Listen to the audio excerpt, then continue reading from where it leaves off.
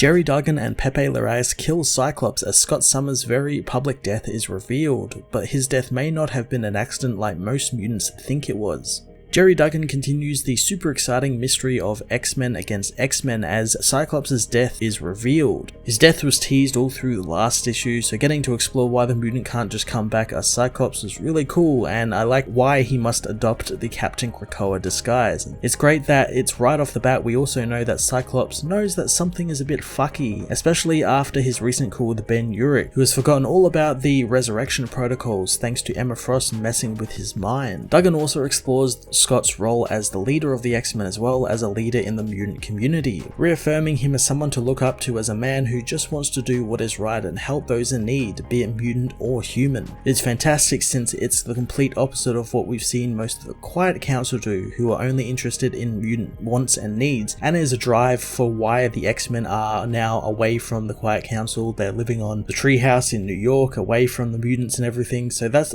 pretty cool that we get to see both sides of that. I also quite like that Scott and Jean having to watch themselves now around the Quiet Council, since it's so obvious that it all fits into their plans, and not liking Scott running away with the X-Men from them. But I really am looking forward to how Dr. Stasis factors into this, since he just so happened to kill the mutant that was giving Charles and Eric and all of those guys trouble, so I think there is some unrevealed missing part here where he does have a role to play in, maybe they hired him, or he is a character of the Quiet Council, maybe he's Beast, maybe he's Mr. Sinister. He does have a very Mr. Sinister look about him, but I'm very much looking forward to seeing when that info will get revealed, possibly next issue.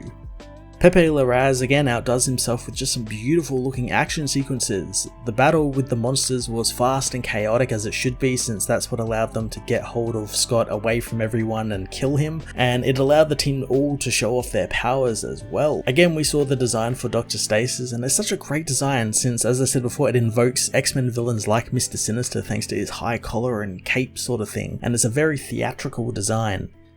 X-Men issue 7 was another extremely fun issue in Jerry Duggan's Captain Krakoa mystery, reaffirming Scott's role as a leader in the mutant community and as an inspiring hero, while also pitting Scott and others against people they once called friends. I'm going to give this issue a 10 out of 10.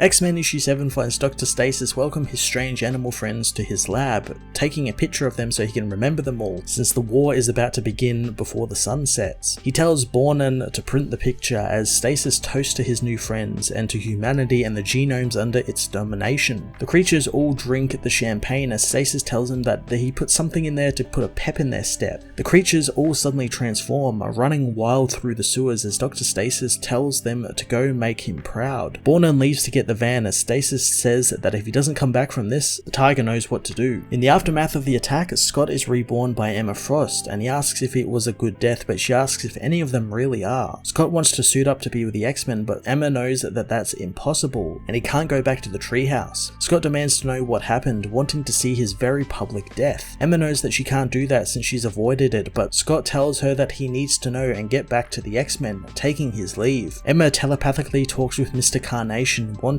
to meet them in Forge's lab since their nation is under another emergency. Earlier, the drugged up monsters attack New York, wanting to face the X-Men, and they soon get their wish as Scott leads the team against the monsters, knowing they are short-handed seeing that Jean, Polaris and Rogue are on Arakko. Sunfire knows that they will make short work of this, laying down a fire line to stop the monsters from advancing as Cyclops confronts some of them, telling the team that he's going to swing the big stick. He fires his eye-beams, bouncing it off various objects in the street to take down a group of the monsters. Sing soon joins him, reminded of what Scott told him at the Hellfire Gala, thinking at the time he was a little full of it when he said that he was the X-Men, but there is no lie. He joins Scott, touching his friend and taking some of his power to unleash it from his own eye beams to wipe out more of the monsters. One of the creatures meanwhile terrorizes a person on the street as Wolverine confronts it, threatening to stab it, but the creature runs off in fear. The person thinks that Wolverine should have killed it, but Laura says the man can do his his own killing. Dr. Stasis meanwhile hides out in an ambulance nearby, knowing that they aren't getting what they needed, meaning Bornin needs to get into the game. The Tiger Man does so, heading into the battlefield as Sunfire unleashes his inferno on a group of monsters attacking the building, but thanks to Dr. Stasis manipulating the serum he fed the monsters,